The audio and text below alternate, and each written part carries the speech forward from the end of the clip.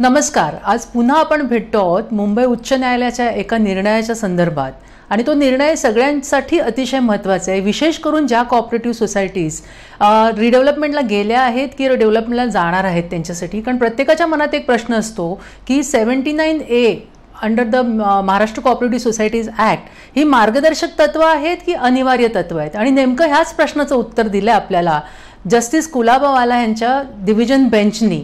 आणि तो जो निर्णय आहे तो 7 मे 2024 म्हणजे अगदी नुकताच मागच्याच आठवड्यात झालेला निर्णय आहे आणि म्हणून मी तुमच्या समक्ष तो घेऊन येते. बरं, सर्वात प्रथम हा कुठचाही कायदेशीर सल्ला नाही, फक्त एक अभ्यासपूर्ण विवेचन केलेलं आहे. तर आपण विषयाकडे जाण्याच्या आधी मी तुम्हाला थोडक्यात त्या केसची या संदर्भातली माहिती सांगते. तर आपला मुंबई उच्च न्यायालयासमोर एक आर्बिट्रेशन पिटिशन हिअरिंगला येतं, अपील इन आर्बिट्रेशन पिटिशन. त्या अपील इन आर्बिट्रेशन पिटिशनचा निर्णय आहे तो 7 मे 2024 रोजी जस्टिस कुलाबावाला यांचा बेंच जो होता त्यांनी दिला. आणि त्या बेंचमध्ये ते काय म्हणतायत हे बघण्याच्या आधी आपण बघूया की ती केस थोडक्यात काय होती. तर थोडक्यात अगदी मी सांगेन, कारण की त्या केसमध्ये इतकं मागे पुढे म्हणजे रजिस्ट्रार कोर्टापासून ते कोऑपरेटिव्ह मिनिस्टरपासून ते हायकोर्टपासून जाऊन केस पुन्हा मागे आली, परत पुढे गेली, अशा पद्धतीने वारंवार व्हेरियस राऊंड्स ऑफ लिटिगेशन झालेत. त्यामुळे ते सगळ्यात आपण खोलात नको शिरूया. आपण फक्त मुद्द्यापर्यंत पण तुम्हाला थोडी केस थोडक्यात सांगते की 2011 साली एका मुंबईमधल्या कोऑपरेटिव्ह हाऊसिंग सोसायटीचा रिडेव्हलपमेंटचा प्रोसेस सुरू होतो. आणि तो प्रोसेस सुरू झाल्यानंतर 2013 साली त्यांनी स्पेशल जनरल बॉडी, आपल्याला सगळ्यांनाच माहिती आहे की काय रिक्वायरमेंट असते की पहिली जेव्हा एखादी डेव्हलपमेंटला जायचं असेल तेव्हा 20% मेंबरनी जर अप्लाय केलं तर कमिटी त्यांचं लक्षात घेऊन की रिडेव्हलपमेंटला जायचं आहे की नाही हे ठरवून 2 महिन्याच्या आत त्यांना निर्णय द्यायला लागतो. त्याच्यानंतर स्पेशल जनरल बॉडी मीटिंगमध्ये तो निर्णय होतो. मग स्पेशल जनरल बॉडी मीटिंग होते, त्याच्यामध्ये कमीत कमी 2/3 मेंबर्सनी हजर राहायला लागतं. आणि त्या 2/3 मेंबरपैकी आत्ताच्या नवीन कायद्याप्रमाणे 51% लोकांची कन्सेंट पाहिजे, पण पूर्वीच्या कायद्याप्रमाणे 75 लोकांची कन्सेंट पाहिजे होती. तर असं 2013 साली जेव्हा त्यांची ती स्पेशल जनरल बॉडी मीटिंग येते तेव्हा त्यांच्यापैकी 75% लोकांनी निर्णय दिलेला असतो की आपण रिडेव्हलपमेंटला जाऊया. आणि 7 मेंबर असतात ते फक्त नाही म्हणत असतात की आपण नको जाऊया रिडेव्हलपमेंटला ह्या पर्टिक्युलर बिल्डर बरोबर. परंतु जसं आपण म्हटलं की कोऑपरेटिव्ह सोसायटी हा डेमोक्रेटिक प्रोसेस आहे, म्हणजे जिथे मेजॉरिटी विन्स असा जो नियम आहे तर त्या नियमाप्रमाणे मग डेव्हलपर अपॉइंट केला जातो. आता इथे एक छोटासा कळीचा मुद्दा असा आहे की जे 75% मेंबर्सनी तेव्हा त्यांची कन्सेंट दिली होती त्यातले 4 मेंबर प्रत्यक्ष त्या मीटिंगला हजर नव्हते. ते 4 मेंबर होते त्यांनी त्यांची लेखी स्वरूपामध्ये कन्सेंट दिली होती की आम्हाला हरकत नाही आहे म्हणून. तर अशा पद्धतीने जेव्हा ते ज्या मेंबर्सनी नाही म्हटलं त्यांनी ऑब्जेक्शन घेतलं की हे लोक जर स्वतः प्रेझेंट नव्हते तर त्या लोकांची कन्सेंट स्वीकारण्यात येऊ नये. आणि त्याच्यासाठी हे सगळं लिटिगेशन आहे ते सुरू झालं. तर हे लिटिगेशन सुरू झाल्यानंतर स्वाभाविकपणे त्या डेव्हलपरला जी अपॉइंटमेंट केली होती त्याच्यावरती स्टे दिला गेला रजिस्ट्रारकडनं. मग सोसायटी पुढे कोऑपरेटिव्ह मिनिस्टरकडे गेली, तेव्हा कोऑपरेटिव्ह मिनिस्टरनी सोसायटीच्या बाजूने निर्णय दिला. मग जे हरलेली पार्टी परत हायकोर्टमध्ये गेली, तिथे त्यांच्या बाजूने. तर अशा पद्धतीने करता करता करता मॅटर पुन्हा रजिस्ट्रारकडे पोहोचलं. तिथून पुन्हा परत सेम प्रोसिजर झाला आणि परत सगळा तो गोंधळ चालूच होता. इथे जेव्हा डेव्हलपरला लक्षात येते की आपलं पण ह्याच्यामध्ये बरंच नुकसान होतं तर डेव्हलपर सुद्धा एक केस टाकतो त्याच्यामध्ये आणि ती केस असते आर्बिट्रेशन पिटिशन. आता आर्बिट्रेशन पिटिशन का? आता माझे जे कायद्याचे विद्यार्थी आहेत त्यांना ह्याच्याबद्दल लगेचच कळेल की जेव्हा थर्ड पार्टी असते तेव्हा मुळात जेव्हा कोऑपरेटिव्ह सोसायटी आणि त्यांच्या मेंबरमधला वाद त्यांच्या सोसायटीच्या बिझनेसच्या स्वरूपात असेल तरच तुम्ही कोऑपरेटिव्ह कोर्ट किंवा रजिस्ट्रारकडे जाऊ शकतात. पण जेव्हा थर्ड पार्टी इंट्रोड्यूस होते म्हणजे डेव्हलपर, तर तुम्ही कोऑपरेटिव्ह रजिस्ट्रारला त्या पॉवर्स नाही आहेत.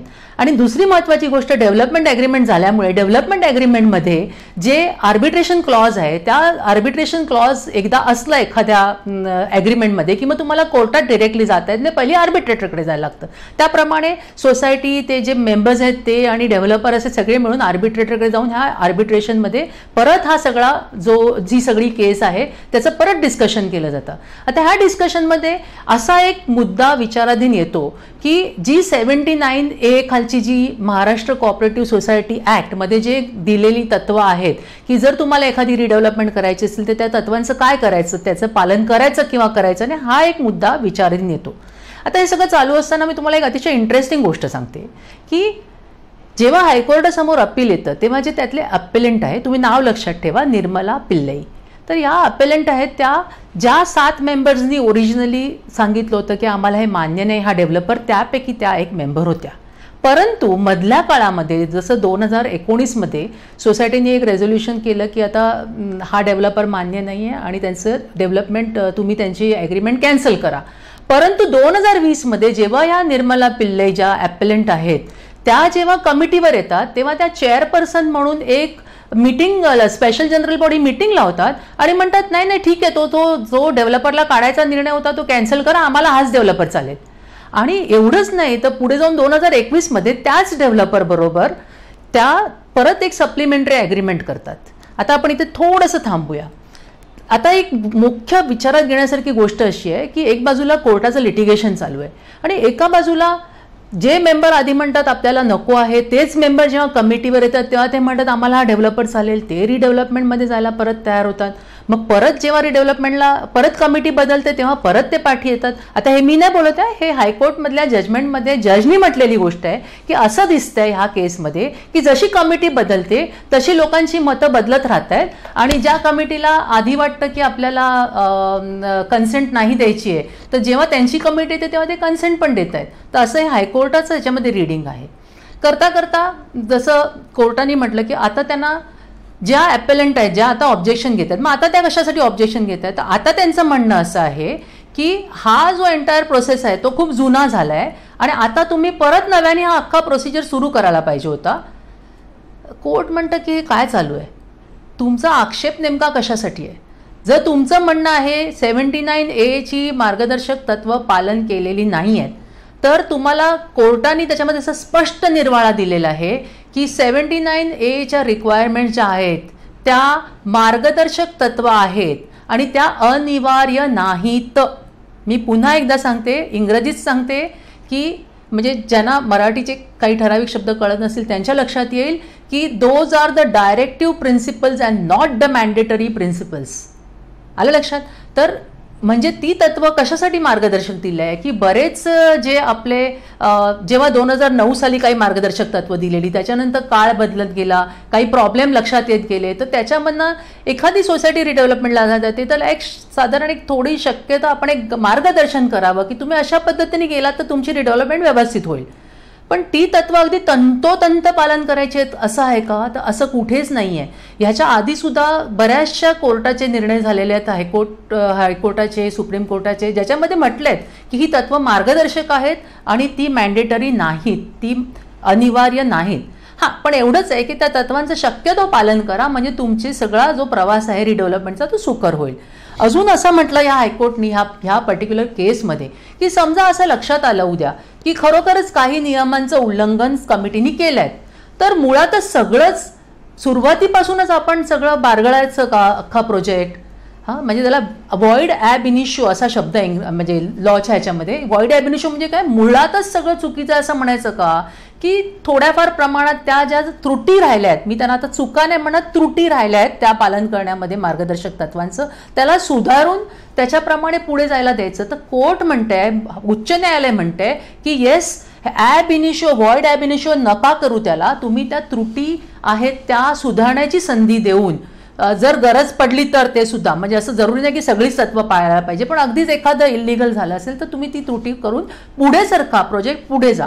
आता ह्या प्रोजेक्टमध्ये आणि ह्या लिटिगेशनमध्ये काय झालं ह्याचं मी तुम्हाला सांगणार आहे की आपण सगळ्यांनी लहानपणी पंचतंत्राची गोष्ट ऐकलेली आहे आणि त्याच्यात आपल्याला काय सांगितलं की एकीचं बळ हा एक विषय आपण ऐकलेला आहे पंचतंत्रामध्ये आणि दुसरा विषय आपण ऐकला आहे की दोघांचं भांडण तिसऱ्याचा लाभ.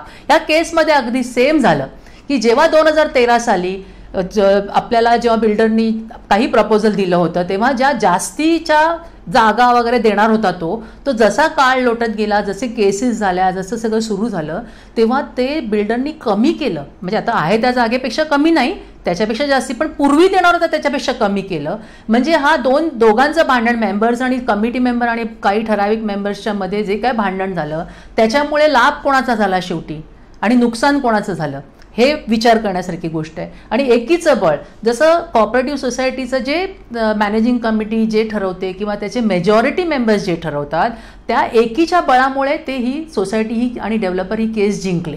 तर अशा पद्धतीने झालं. आता ह्याच्यात अजून एक शेवटचा मुद्दा असा आहे, आता ही केसचा निर्णय तर दिला कोर्टाने, त्यांचं अपील डिसमिस केलं, पण त्याच्यानंतर कोर्टाने अजून एक महत्त्वाचा निर्णय दिला, तो म्हणजे त्यांनी जे मेंबर्स ह्यांनी ऑब्जेक्शन घेतलं होतं आणि अशा पद्धतीने लिटिगेशनमध्ये टाकलं, तर बिल्डर म्हणाला मला ह्याची कॉस्ट पाहिजे कारण माझं नुकसान झालंय, आणि कोर्टाने कॉस्ट दिली 4,60,500 रुपयाची कॉस्ट दिली, कारण की बिल्डरचं नुकसान झालं होतं, त्याला रेंट लोकांना द्यायला लागत होता जे सोडून गेले होते, आणि त्यामुळे ती कॉस्ट दिली. आता इथे थोडासा अजून एक विचार करण्यासारखी गोष्ट आहे की ह्याच्यामध्ये कॉपरेटिव्ह सोसायटीनी कॉस्ट मागितली नव्हती. समजा जर कॉपरेटिव्ह सोसायटीनी कॉस्ट मागितली असती तर तुम्ही विचार करा ह्या मेंबर्सना कितीला पडलं असतं, कारण की किती मोठ्या प्रमाणात नुकसान झालं की 2013 मध्ये जर डेव्हलपमेंट प्रोजेक्ट ह्या डेव्हलपरच्या थ्रू गेला असता तर त्यांना जी जागा मिळणार होती ती जागा आता कमी झाली होती, आणि मग त्याची नुकसान भरपाई जर सोसायटी किंवा इतर मेंबर्सनी मागितली असती तर कितीला पडलं असतं. हा एक विचार करण्यासारखा मुद्दा आहे. म्हणूनच नक्कीच मी असं म्हणणार नाही की तुम्ही कधी ऑब्जेक्शन घेऊ नये किंवा काय, जरूर ऑब्जेक्शन घ्यावे जिथे चुकी होते कमिटीची, पण किती ताणावं, का ताणावं आणि कोणत्या कारणास्तव ताणावं हे महत्त्वाचं आहे. शेवटी प्रोजेक्ट होणं हे इम्पॉर्टंट आहे. बेसिक सगळ्या गोष्टी व्यवस्थित असतील, जर मेजॉरिटी त्या बाजूनी जाणार असेल तर शक्यतो मुद्दामूनच कुठच्या तरी वैयक्तिक कारणासाठी खोडता मोडता घालू नये, आणि बऱ्याच लोकांची जी स्वप्न असतात नवीन रिडेव्हलपमेंट बिल्डिंगमध्ये जायची ती धुळीला मिळवू नये अशीच मी नम्र विनंती करेन. आणि मला वाटतं ह्या आजच्या लेक्चरचा तुम्हाला काही जर थोड्याफार प्रमाणात जरी फायदा झाला तरी मला त्याचा खूप आनंद होईल. Wish you all the best.